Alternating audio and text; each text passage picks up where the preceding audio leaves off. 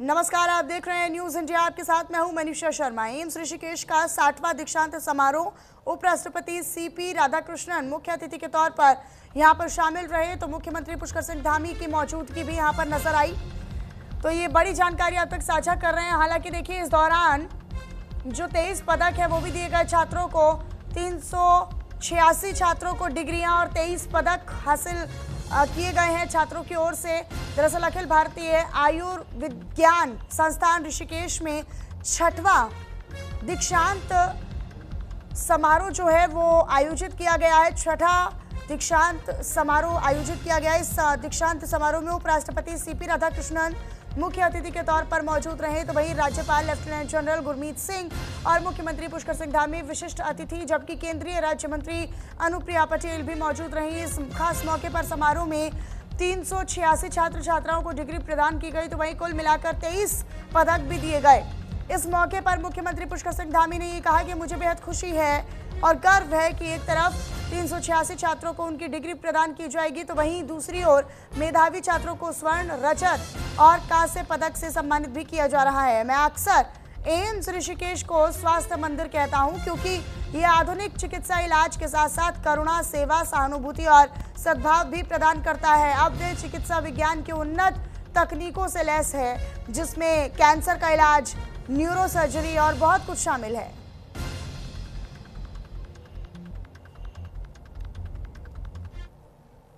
AIIMS Rishikesh आज का दिन आप सबके जीवन में एक नए अध्याय की शुरुआत का ये महत्वपूर्ण अवसर है। बहुत सारे लोग ये भी सोच सकते हैं कि हमको डिग्री मिल गई और हमारा काम आज पूरा हो गया। आज का काम आज पूरा नहीं हुआ, बल्कि आज से आपका काम शुरू हो रहा है और अधिक जिम्मेदारी का काम। आप सभी ने चिकित्सा जैसे पवित्र और चुनौतीपूर्ण क्षेत्र को चुना है, जो एक केवल पेशा नहीं है, बल्कि एक मानवता की सेवा का सर्वोच्च माध्यम है। इसलिए आपको इस महान दायित्व का निर्वहन निरंतर पूरी निष्ठा के साथ, पूरी सेवा के साथ, संवेदनशीलता और करुणा के साथ करना होगा। मैं आशा करता हूं आप अपने ज्ञान के द्वारा, अपने कौशल के द्वारा न केवल रोगों का उपचार करेंगे, बल्कि स्वास्थ्य सेवाओं को और उनकी गुणवत्ता को ऊंचाइयों पर ले जाने पर आप महत्वपूर्ण भूमिका भी निभाएंगे। भाइयों बहनों, उत्तराखंड राज्य निर्माण का स्वप्न साकार करने वाले हमारे पूर्व प्रधानमंत्री श्रद्धेय अटल बिहारी वाजपेयी जी द्वारा प्रदेश को प्रदान की गई ऋषिकेश रूपी एम्स, ये दिव्य संजीवनी आज हमारे राज्य के लिए एक ऐसे जीवन रक्षक केंद्र के रूप में स्थापित हो चुकी है। मैं तो एम्स ऋषिकेश को अक्सर स्वास्थ्य मंदिर कहता हूं, क्योंकि स्वास्थ्य मंदिर में आधुनिक चिकित्सा के साथ साथ करुणा, सेवा और संवेदना का अद्भुत समन्वय यहां देखने को मिलता है। यहाँ कैंसर उपचार, neuro surgery, robotic surgery, joint replacement जैसी अत्याधुनिक चिकित्सा सुविधाएं भी उपलब्ध हैं। इसके साथ ही ऋषिकेश एम्स द्वारा संचालित हेली एम्बुलेंस सेवा भौगोलिक रूप से विषम परिस्थितियों वाले हमारे राज्य में आपातकाल में बहुत महत्वपूर्ण भूमिका निभा रही है। इसके अतिरिक्त वर्तमान में उधम सिंह नगर जिले में ऋषिकेश एम्स के सैटेलाइट सेंटर का निर्माण कार्य भी अंतिम चरण में है। बहुत जल्दी उसको भी शुभारंभ होना। मेरा नाम डॉक्टर लखविंदर सिंह है। मैंने गायनिकोलॉजिकल ऑन्कोलॉजी में यहाँ से MCH डिग्री कंप्लीट किया, उसके लिए मुझे मेडल मिला है। इसका श्रेय मैं अपने इंस्टीट्यूट एम्स ऋषिकेश, अपने टीचर, अपने माता पिता और जो भी जिन्होंने भी मुझे सपोर्ट किया, मेरे परिवार, सबको देना चाहता हूँ। इंडिया में कैंसर बहुत कॉमन है। मैं पंजाब प्रांत से बिलोंग करता हूँ। वहाँ पे भी कैंसर एक बहुत ही कॉमन प्रॉब्लम है in the public health area. तो मैं चाहता हूँ कि वहाँ पे पब्लिक हेल्थ में अच्छा, कैंसर केयर में अच्छा, जहाँ से जो मैंने शिक्षा प्राप्त की है उसको यूज़ करके आम लोगों तक अच्छे कैंसर केयर उनको प्रोवाइड कर पाऊँ।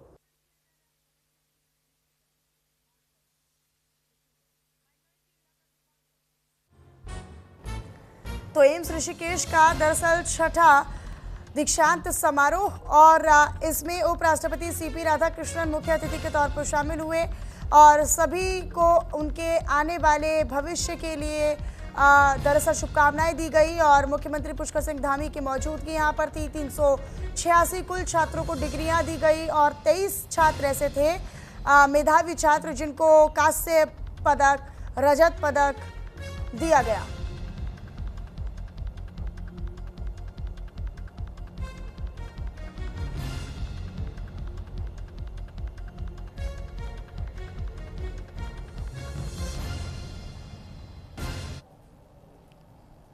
मैं डॉक्टर के विद्या हूँ। मेरे को एमडी न्यूक्लियर मेडिसिन के लिए सिल्वर मेडल मिला है। मैं इसका श्रेय मेरे सबसे पहले तो भगवान और मेरे मम्मी पापा यही रिस्पॉन्सिबल हैं। उसके अलावा मेरे जो टीचर्स जिन लोगों ने मेरे को सिखाया और जो काम मैं करती हूँ, जो पेशेंट्स जिनसे मुझे सीखने को मिला, इन सबको मैं इसका आश्रय देती हूँ। इधर देश में जनगणना प्रक्रिया को ज्यादा पारदर्शी और सरल बनाने की दिशा में एक महत्वपूर्ण पहल के रूप में 16वीं जनगणना में पहली बार स्वगणना की सुविधा लागू की जा रही है और इसी क्रम में जनपद पौड़ी में विभिन्न विभागों के कार्मिकों को डिजिटल माध्यम से जनगणना प्रक्रिया से जोड़े जाने के लिए पुलिस लाइन सभागार में एक विशेष प्रशिक्षण कार्यशाला यानी ट्रेनिंग वर्कशॉप का आयोजन किया गया। कार्यशाला में अपर पुलिस अधीक्षक और एडिशनल डीआईओ की उपस्थिति में पुलिस लाइन के 111 पुलिस कर्मियों और अधिकारियों को स्वगणना का प्रशिक्षण जिला सूचना विज्ञान अधिकारी हेमंत काला की ओर से प्रदान किया गया। साथ ही साथ हर परिवार और हर एक व्यक्ति को खुद अपनी जनसंख्या की जानकारी दर्ज करने की प्रक्रिया, login, registration, unique ID generation, OTP आधारित सत्यापन, डेटा की गोपनीयता जैसे तमाम महत्वपूर्ण तकनीकी बिंदुओं की जानकारी साझा की गई। ये जागरूकता के लिए कि जनगणना 2027 के बारे में थोड़ी और डिटेल्स में और सेल्फ एनुमरेशन स्व जनगणना जो एक बहुत क्रूशल बहुत इम्पॉर्टेंट पार्ट है इसके लिए स्व जनगणना का जो अभी आपका टाइम लिमिट है वो है 10 से 24 अप्रैल 2026 के बीच। स्व जनगणना एक बहुत इम्पॉर्टेंट आपका पार्ट है क्योंकि इसमें आप इसमें डिटेल्स भरते हैं।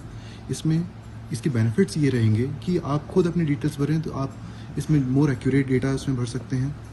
आप अपने डेटास को आप कॉन्फिडेंशियल रख सकते हैं और अपने डेटा और ये बहुत फास्ट प्रोसेसिंग हो जाएगी और इसमें काफ़ी ज़्यादा टाइम सेविंग हो जाएगी। ये एक्चुअली जो 16वीं हमारी जनगणना शुरू होने वाली है तो जनगणना निदेशालय देहरादून से हमारी जो टीम उपस्थित है उनके द्वारा जो इस बार जो टेक्नोलॉजी का पहली बार अच्छे से प्रयोग किया जा रहा है, उसके बाद जो स्वगणना पोर्टल जो बना हुआ है उसके बारे में अवेयरनेस है, कैसे हमने उसमें फिलअप अपना डेटा करना है, कैसे उसमें स्टेप हमने उसमें फॉलो करने हैं, उसके बारे में वर्कशॉप उनके द्वारा रखी गई है। अच्छी वर्कशॉप रखी गई है और उसमें बारीकी से हमारे पास एनआईसी से और जनगणना डिस्ट्रिक्ट जनगणना से बीस जी मौजूद हैं, उनके द्वारा तमाम जानकारी दी गई है जिसका उपयोग करते हुए हम सभी लोग अपना डेटा फिल करने की कोशिश करेंगे और जो जनगणना जो 16वीं है उसमें भागीदार बनने के लिए हम सभी लोग प्रशिक्षु जो हमारे बीच उपस्थित हमें पुलिस के कर्मचारी हैं वो अच्छे से प्रतिभाग करें। हरिद्वार से अगली खबर जहां पर समाज कल्याण और अल्पसंख्यक कल्याण मंत्री खजान दास ने राज्य अतिथि गृह डाम कोठी में अल्पसंख्यक समुदाय के प्रतिनिधियों के साथ बैठक कर उनकी समस्याओं को सुना। इस बैठक में मदरसा बोर्ड से जुड़े मुद्दों समेत कई मांगे उठाई गई जिन पर मंत्री ने जल्द ही उच्च स्तरीय बैठक कर समाधान का आश्वासन दिया। इस दौरान विधायक मोहम्मद शहजाद समेत कई अधिकारी और समुदाय के प्रतिनिधि भी उपस्थित रहे।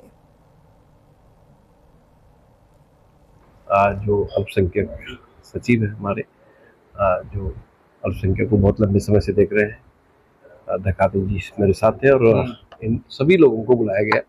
तमाम मौलवी भी उसमें थे और तमाम टीचर्स थे और उनके साथ जो अभी 452 का जो सत्यापन किया मदरसे का, तो उसको एक शिक्षा से संबंध करना, शिक्षा परिषद से संबंध करना, जिस तरह से जो ये एक शासन आदेश जारी हुआ है उसके निमित्त ये लोग आए हैं। कुछ लोगों ने पंजीकृत अपना किया है और बहुत सारे लोगों ने अभी नहीं किया है, इसलिए जो शंकाएं थी उनके मन में, उस शंकाओं को दूर करने का काम हमने यहाँ पर किया है। हरिद्वार से अगली खबर आप तक साझा करें जहां दीपिका गैस एजेंसी पर उस वक्त माहौल अचानक बिगड़ गया जब गैस सिलेंडर नहीं मिलने से परेशान लोगों का गुस्सा वहां पर फूट पड़ा। लंबे समय से गैस सप्लाई बाधित होने के कारण लोग पहले ही नाराज हैं। गुस्से में हैं। अब ऐसे में एजेंसी के खिलाफ आक्रोश खुलकर सामने आ गया है। स्थिति उस वक्त और ज्यादा तनावपूर्ण और चिंतामय हो गई जब पूर्व बीजेपी विधायक सुरेश राठौर मौके पर पहुंचे, जो कि इस एजेंसी के मालिक भी बताए जाते हैं। गुस्साए और नाराज उपभोक्ताओं ने उन्हें घेर लिया और अपनी समस्याओं को लेकर जमकर हंगामा शुरू कर दिया। देखते ही देखते एजेंसी परिसर में अफरा तफरी का माहौल बन गया और लोगों की भीड़ एकत्रित हो गई। प्रदर्शन कर रहे लोगों का ये कहना था साफ तौर पर कि वे कई बार इसकी शिकायत कर चुके हैं, लेकिन इसके बावजूद गैस की नियमित आपूर्ति नहीं हो पा रही। इस वजह से उन्हें रोजमर्रा की जरूरतों को पूरा करने में भारी दिक्कतों का सामना करना पड़ रहा है। हंगामे की जानकारी मिलते ही पुलिस मौके पर पहुंची और हालात को काबू करने की कोशिश शुरू की गई। पुलिस के काफी समझाने बुझाने के बाद भीड़ को शांत करा दिया गया। इधर देहरादून में ऑनलाइन कैब कंपनियों की ओर से हो रही नियमों की अनदेखी उन पर अब भारी पड़ने वाली है। परिवहन विभाग ने इन कंपनियों को स्पष्ट चेतावनी दी है, अल्टीमेटम दिया है कि वे निजी वाहनों, विशेष तौर पर 2 व्हीलर्स को कमर्शियल काम के इस्तेमाल के लिए नहीं ले सकते हैं। आरटीओ संदीप सैनी ने बताया इस पूरे मामले पर कि विभाग की तरफ से पूर्व में दिए गए नोटिस के बाद कंपनियों ने नई निजी गाड़ियों को ऑन बोर्ड न करने और पुरानी गाड़ियों को कमर्शियल में तब्दील करने का आश्वासन दिया था। हालांकि परिवहन मुख्यालय और एसटीए ने लाइसेंस की शर्तों का उल्लंघन पाए जाने पर कड़ा रुख अपनाया है। विभाग अब इन प्लेटफॉर्म्स की कार्यशैली पर और कार्यप्रणाली पर पैनी नजर बनाए हुए हैं ताकि निजी वाहनों के अवैध कमर्शियल इस्तेमाल पर पूरी तरह से रोक लगाई जा सके।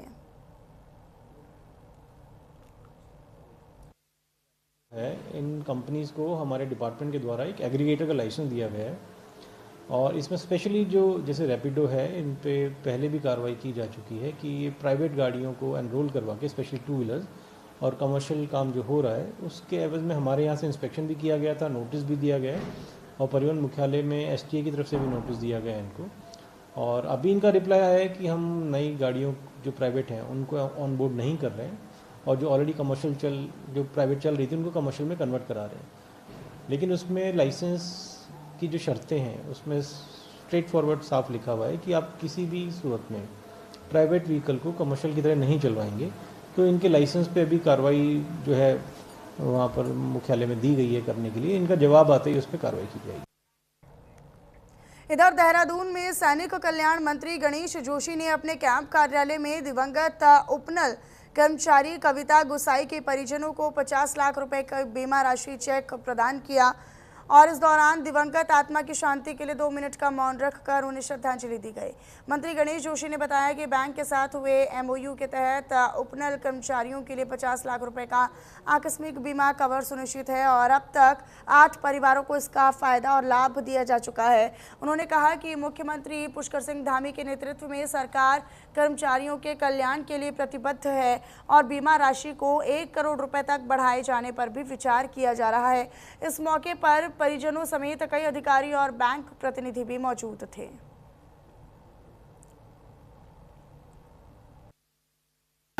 जब विभाग संभाला मात्र 25,000 रुपये उनको मिलते थे, मैंने विभाग की तरफ से इसको 1.5 लाख किया और दूसरा हमने पीएम के माध्यम से एमओयू किया, इनका हमने इंश्योरेंस कराया। हमने कहा किसी की एक्सीडेंटल उसमें देखिए किसी की जान की कोई कीमत नहीं होती है, लेकिन जब सरकार की आर्थिक मदद या सहायता हम उसको देते हैं तो लगता है कि विभाग उनके साथ खड़ा है, सरकार उनके साथ खड़ी है।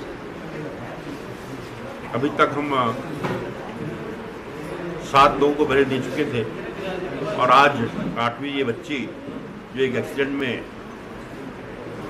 जिसके प्राण चले गए थे, आज 50 लाख का चेक उसके परिजनों को हमने दिया है।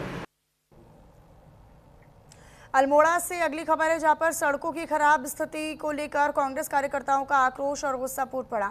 जहां कांग्रेस नेताओं और कार्यकर्ताओं ने जेल रोड में दरी बिछाकर धरना प्रदर्शन किया और एक अलग अंदाज में और विरोध के तहत सड़कों के गड्ढों में पौधे रोपकर प्रशासन का ध्यान अपने इस विरोध प्रदर्शन की ओर आकर्षित किया।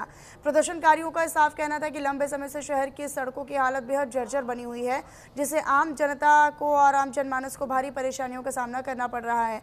बारिश के मौसम में गड्ढों में पानी भर जाने से दुर्घटनाओं का खतरा और बढ़ जाता है, लेकिन संबंधित विभाग इस ओर कोई ध्यान नहीं दे रहा। साथ ही चेतावनी दी गई कि अगर निर्धारित समय सीमा में सड़कों की स्थिति में सुधार नहीं हुआ तो कांग्रेस कार्यकर्ता लोक निर्माण विभाग कार्यालय का घेराव करेंगे और उग्र आंदोलन करने को मजबूर होंगे, बाध्य होंगे। प्रदर्शन में बड़ी संख्या में कार्यकर्ता और स्थानीय लोग मौजूद रहे। विधानसभा में जो सड़कें हैं उनकी स्थिति बहुत दयनीय है और अल्मोड़ा के साथ साथ मैं तो कहना चाहता हूँ कि जो हमारे पूरे जिला है, अल्मोड़ा जिला है, उनमें रोडों की स्थिति बहुत ही दयनीय है। बार बार जो है कांग्रेस पार्टी द्वारा मांग की जा रही है कि रोडों को दुरुस्त किया जाए, गड्ढा मुक्त किया जाए, लेकिन बार बार चेताने के बाद भी जो इस भारतीय जनता पार्टी की सरकार और यहाँ का जो लोक निर्माण विभाग है वो बिल्कुल लापरवाही पे उतरा है और उनके द्वारा अभी भी जो है इसे गड्ढा मुक्त करने का काम नहीं किया गया है। हम बार बार मांग कर रहे हैं कि यहाँ अल्मोड़ा विधानसभा के अंदर जो है हॉटमिक्स किया जाए। यहाँ अल्मोड़ा शहर से लगी हुई जितनी भी हमारी रोड है, चाहे धानावाला वाली रोड हो, चाहे हमारे मेन रोड हो, चाहे हमारे जेल रोड हो, तमाम जो हमारी रोड है उनको गड्ढा मुक्त किया जाए और यहाँ पर जो है हॉटमिक्स किया जाए। कांग्रेस कमेटी के तत्वाधान में आज हमने यहाँ पर अल्मोड़े की जो सड़कें हैं चारों दिशाओं की, चाहे वो धानावाला की हो, माल रोड की हो, जेल रोड हो, लोअर माल हो, एनटीडी रोड हो, सबकी दशा खराब है। सब इस सारी सड़कों में गड्ढे भरे पड़े हैं और विभाग से बार बार कहने के उपरांत भी उन्होंने सड़कों का जीर्णोद्धार अभी तक नहीं किया है। और इससे पूर्व में एक उन्होंने बताया था कि एक रोड का हमने हॉटमिक्स का टेंडर लगाया है और जिसमें हॉटमिक्स न होने के बजाय उसके भी गड्ढे को पाटा जा रहा है, गड्ढे भरे जा रहे हैं। कांग्रेस जनों ने जेल रोड में जो स्थिति हो गई है जेल रोड की, उसके विरोध में आज हमने यहाँ पर गड्ढों में पौधारोपण किया है, जिसमें हम पहले से ही ये मांग रही है कि अल्मोड़े को गड्ढा मुक्त किया जाए। प्रदेश सरकार और खासकर धामी सरकार बड़ी बड़ी बातें करती है कि हमने पूरा प्रदेश गड्ढा मुक्त कर दिया है, लेकिन धरातल पे आप खुद देख सकते हैं कि अल्मोड़े के मुख्य मार्ग की सड़कें भी गड्ढों से पटी पड़ी है। कोई देखने वाला नहीं है, अधिकारियों के कान में जू तक नहीं रेंग रही है। हमने पहले भी सोशल मीडिया के माध्यम से अधिकारियों को अवगत कराया था कि जल्द से जल्द अगर ये कार्य पूरा नहीं करा जाएगा तो हम और इस आंदोलन को वृद्धि करेंगे। कुछ दिन पूर्व अधिशासी अभियंता ने कहा कि 1 हफ्ते में हम डामर शुरू कर देंगे, हॉटमिक्स शुरू कर देंगे, लेकिन अभी तक धरातल पे कुछ नहीं दिख रहा। इधर नैनीताल वन विभाग में वन्य जीवों के हमले थमने का नाम नहीं ले रहे हैं, जहां पर पिछले 4 महीने में प्रभाग में वन्य जीवों के हमले से 5 महिलाओं की मौत के बाद अब एक और मामला सामने आया है। दरअसल शहर के पास ज्योली क्षेत्र में वन्य जीव ने एक महिला को अपना निवाला बना लिया, जिससे पूरे इलाके में हड़कंप की स्थिति बन गई, डर की स्थिति बन गई है। जानकारी मिलने पर वन विभाग के तमाम अधिकारी मौके पर भी पहुंचे और शव को कब्जे में लेकर पोस्टमार्टम के लिए भेजा गया। तो वहीं ग्रामीणों में बढ़ते वन्य जीवों के हमले को लेकर भारी नाराजगी और आक्रोश है। इसके बाद ग्रामीणों ने जमकर हंगामा भी शुरू कर दिया।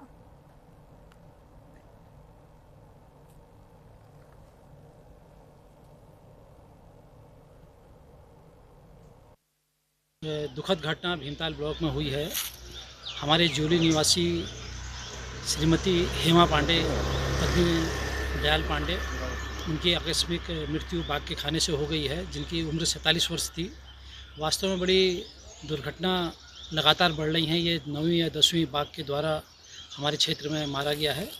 कहीं ना कहीं इसके लिए मैं वन विभाग को भी जिम्मेदार मानता हूँ, क्योंकि एक ही रेंज में ये 3 या 4 घटनाएं ऐसी हो गई जिसमें मुझे लगता है कि एक ही बाघ है, क्योंकि 2 किलोमीटर रेडियस में ये तीनों घटनाएं हुई हैं। अभी पिछले दिनों सूर्या गाँव हुई, उससे पहले आपका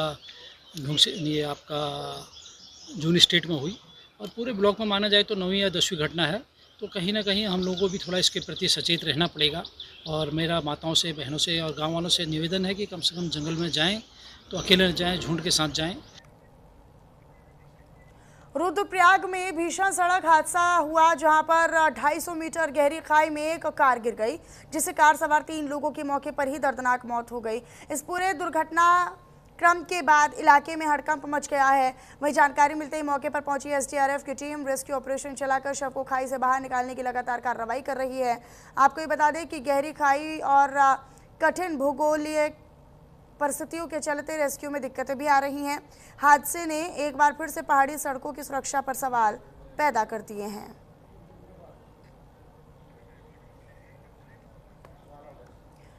इधर हरिद्वार से खबर है, जहां के मनसा देवी मार्ग पर गुलदार का आतंक लगातार देखने को मिल रहा है, जहां पर गुलदार ने एक कुत्ते को अपना निशाना बना लिया। वहीं पूरी घटना पास में ही लगे सीसीटीवी कैमरे में कैद हो गई, जिससे इलाके में दहशत का माहौल पैदा हो गया। बता दें कि लोगों ने वन विभाग और प्रशासन पर सवाल उठाए हैं। साथ ही साथ गुलदार की लगातार बढ़ती आवाजाही पर नियंत्रण की मांग तेज हो गई है। मामला शहर कोतवाली क्षेत्र का बताया गया है।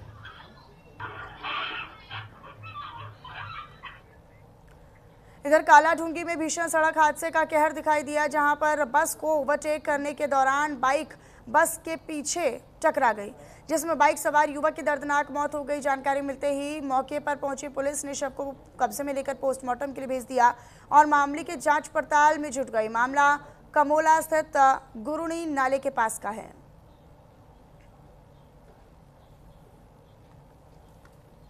करीब 8 बजे हमारे हॉस्पिटल कालाढूंगी CHC में एक युवक 35 वर्षीय को लाया गया, जो पहले से मृत था। और जैसा कि इनके परिजनों द्वारा बताया गया है कि मोटरसाइकिल और बस की टक्कर के कारण टक्कर के दौरान उसकी मौके पर ही मृत्यु हो गई है और शव को पोस्टमार्टम के लिए पंचनामा भरने भेज दिया गया है। हरिद्वार से खबर, जहां पर ऑपरेशन प्रहार के तहत पुलिस ने बड़ी कार्रवाई की, जहां पुलिस ने कार्रवाई कर 2 नशा तस्करों को गिरफ्तार कर लिया है। इनके पास से भारी मात्रा में अवैध स्मैक बरामद कर आगे की कार्रवाई की जा रही है।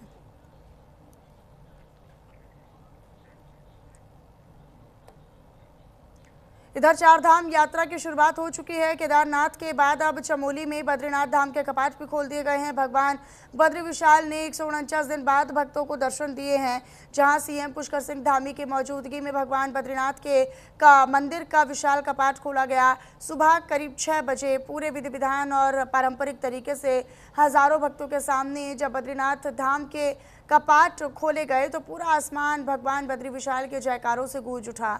इस खास मौके पर बद्रीनाथ मंदिर को करीब 25 क्विंटल फूलों के साथ सजाया गया था, जिससे धाम की छटा देखते ही बन रही है।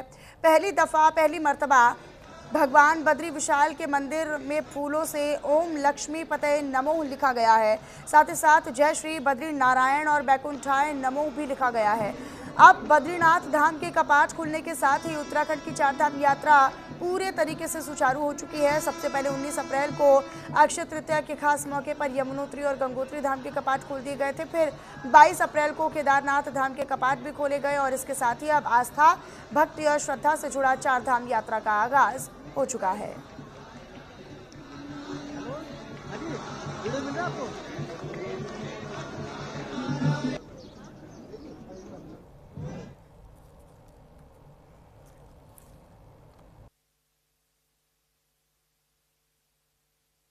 आज भगवान बद्री विशाल के कपाट खुलने के साथ ही पूरी तरह से विधिवत रूप से चारधाम यात्रा प्रारंभ हो गई है और चारों धामों के आशीर्वाद से, भगवान बद्री विशाल की कृपा से चारधाम यात्रा अच्छी होगी। सभी के लिए यात्रा अच्छी हो, सरल हो, सुरक्षित हो और हर दृष्टि से यात्रा के नियमों का पालन भी हो और भक्तों में बड़ा उत्साह है। हम सभी का स्वागत करते हैं, सबका अभिनंदन करते हैं बाबा के दरबार में। और चलिए फिलहाल इन्हीं तमाम बड़ी और अहम खबरों के साथ इस बुलेटिन में इतना ही। आप बने रहिएगा न्यूज़ इंडिया के साथ। नमस्कार।